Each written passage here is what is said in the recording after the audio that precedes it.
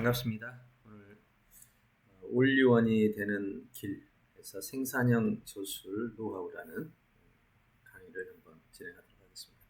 어떤 강의라기보다는 이제 앞으로 우리가 함께 진행해야 될 그런 일로 봐야 되겠죠.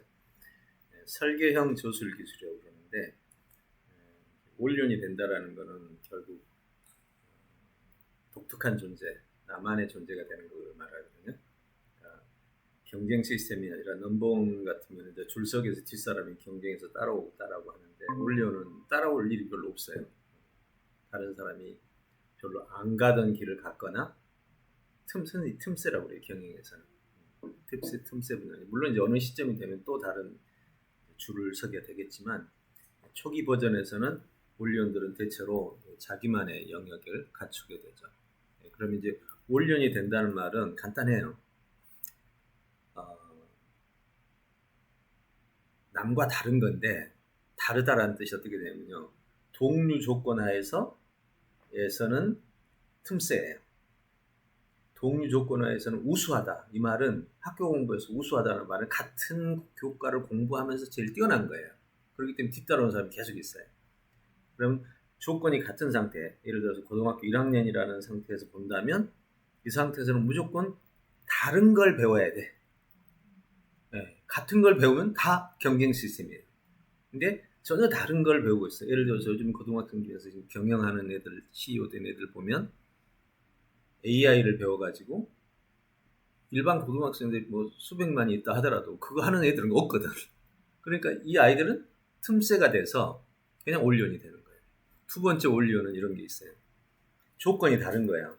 고등학교 1학년들의 나이인데 중학교 1학년이야.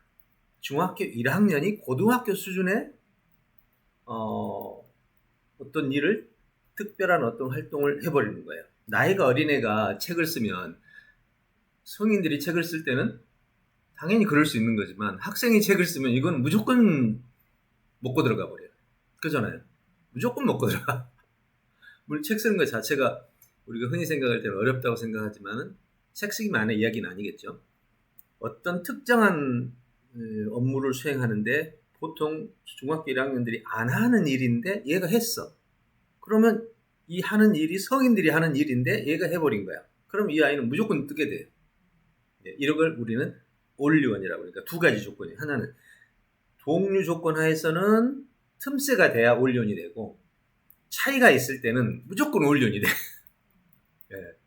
차이가 있을 때 그 나이 또래에서 하지 않은 거를 하면 돼. 그 나이 또래가 하지 않고 그 나이가 들어온 상태, 자기가 성인이 됐을 때 하는 그 어떤 업무를 하나 잡아서 이 아이가 하면 무조건 이제 결과가 나오는 거죠.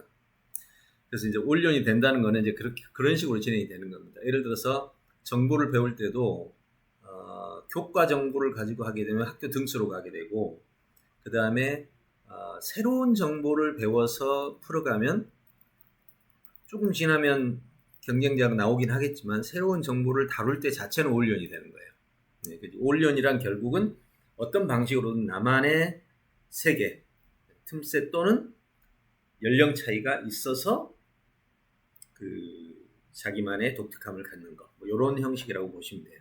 자, 그래서 이제 그 중에 하나 이제 저술이라는 개념이 왜 중요하냐면 저술은요.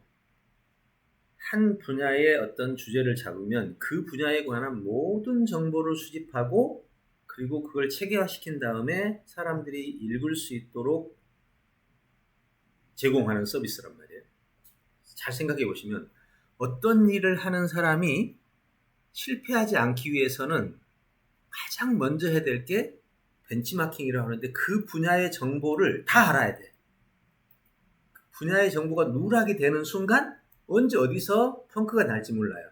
그래서 경영에서 아주 중요한 게 경영이란 말을 꼭 써야 될지 모르겠지만 어떤 일을 한다든지 어떤 일을 하든지 간에 내가 하는 그 일에 관한 정보 자체가 누락이 있다. 요거는 언제 어떤 일이 발생할지를 본인이 모르는 거예요. 그게 가장 위험한 거거든요. 정보가 없는 거. 두 번째가 역량이 없는 거예요. 정보가 있다고 해서 기술이나 어떤 수행 능력이 있는 건 아니거든요. 그래서 정보를 갖추는 것이 1번이고 두 번째가 그 정보를 이용해서 어떤 업무를 실적을 만드는 거.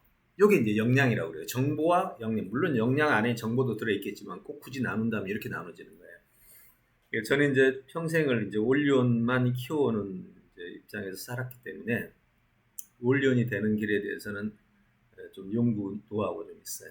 그래서 그 부분에서 그러면 저술이 왜 중요하냐?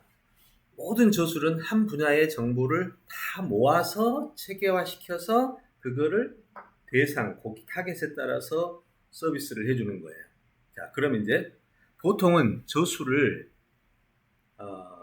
저술 자체로 수익을 내던 시대는 지났어요. 저술로 수익을 내던 시대는 지났어요. 예전에는 저술로만으로 수익이 됐는데 요즘 베스트셀러 외에는 불가능해요. 근데 지금은 어떻게 하느냐? 저술이 어떤 목적으로 쓰이느냐면 내가 한 분야를 배우고 나서 내가 책을 쓰고 나면 일단 사회에서 기본적으로 인정을 해줘. 그 분야에 대해서는. 예. 방송에서 사람을 차출할 때도 그 분야의 책을 썼던 사람부터 골라내게 돼 있어요. 논문을 썼거나. 왜? 그래야 그 분야의 전부를 파악하고 있기 때문에. 저술을 한다는 것은 보세요. 정보를 확보하는 거예요. 두 번째, 이 정보를 가지고 매뉴얼을 만들 수도 있고 이 정보를 가지고 시스템을 만들 수도 있고 이 정보를 가지고 모든 걸 할 수 있어요. 이 정보를 가진 사람은 이 정보 자체로 강의할 수 있고 또 이 정보를 가지고 매뉴얼을 만들어낼 수 있고 그 다음에 이걸 가지고 시스템을 만들 수도 있고 이 정보가 나머지 역할의 모든 기준이 돼요. 이 일을 하는 기준이. 그렇기 때문에 책을 쓸 줄 안다는 것은 딱 한마디로 이렇게 말하면 돼요. 이 세상에 하고 싶은 건 뭐든지 할 수 있다. 책을 쓴다라는 건 저술이라는 개념이 아니에요. 책을 쓴다는 거는 내가 생각하는 어떤 목표를 이루기 위해서 필요한 정보를 다 모을 줄 아는 기술이 있다. 두 번째, 이걸 체계화시키는 기술이 있다. 세 번째, 그는 그 체계화된 정보를 어떤 목적에 맞게 글로 쓰든 강의를 하든 어떤 거를 할 수 있는 역량, 이 세 가지가 있는 거예요.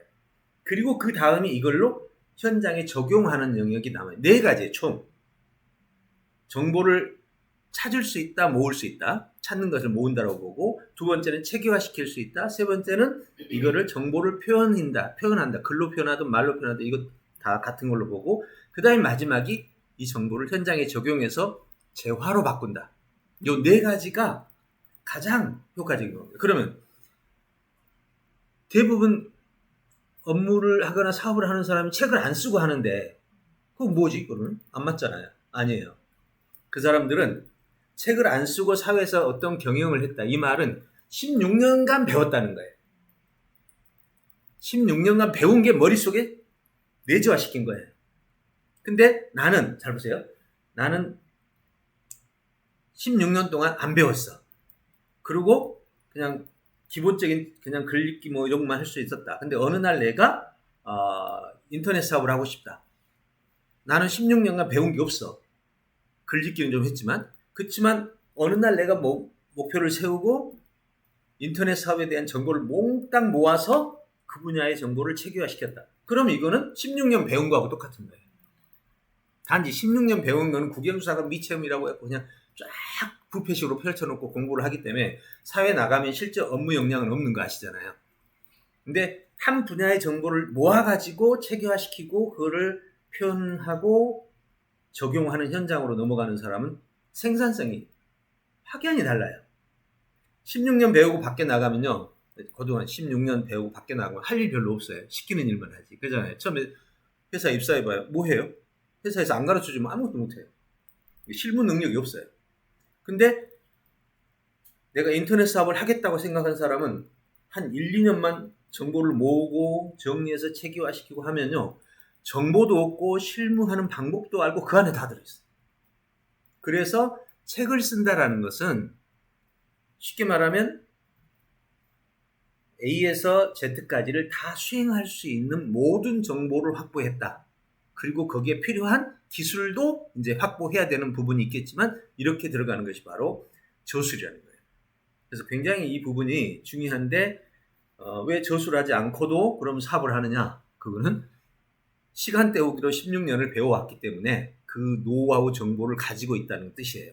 근데 그런 것은 사실은 특정 분야로 들어가면 16년 정보는 사실 특정 분야로 들어가면 대학원에 석사 가면 대학에서 문학학위 했고 석사 들어가면 문학 안에서 고전만 하잖아요. 예. 예. 동물학에서 파리만 연구하잖아. 박사학위 가면 파리 뒷다리만 연구한다고. 접착제만. 예. 이렇게 들어가는 거니까 결국은 큰 거에서 세부적으로 들어가는 거죠. 예. 이것이 바로 이제 책 쓰기의 효과다. 그러니까 책 쓰기는 원래는 대학 졸업할 때는 논문 쓰기가 있었어요. 예전에는. 석사는 무조건 있고 박사는 아예 통과가 안 되면 안 되는 거예요. 원래 대학이라는 것은 결국은 16년간 배운 거를 책으로 써내는 것이 목표였어. 원래. 근데 지금은 이제 그 조건을 안화시켜서 빼버린 대학들이 많은 거죠. 자, 그게 이제 바로 인간이 살아가면서 인지라는 말로 표현해. 인지라는 말이 뭐냐면 정보를 이해하다, 정보를 이해한 정보를 가지고 처리하다. 정보 처리. 컴퓨터 같으면 입력, 처리, 출력이라고 그러는데 사람도 똑같아요. 입력, 이해, 처리, 처리, 사고. 그리고 이 사고한 게 독특해. 그럼 이걸 글로 표현하면 조술, 말로 표현하면 강의, 행동으로 표현하면 경영이 되는 거야. 예술로 표현하면 또 다른 하나의 예술이라는 분야가 되는 거죠. 예. 이렇게 들어가는 게 바로 인지라는 개념이다. 이렇게 보시면 되겠습니다. 첫 이야기가 길었지만 이게 도입부에서 아주 중요한 내용이고 앞으로 이제 기회가 되면 이런 얘기들을 더 같이 나누도록 하겠습니다.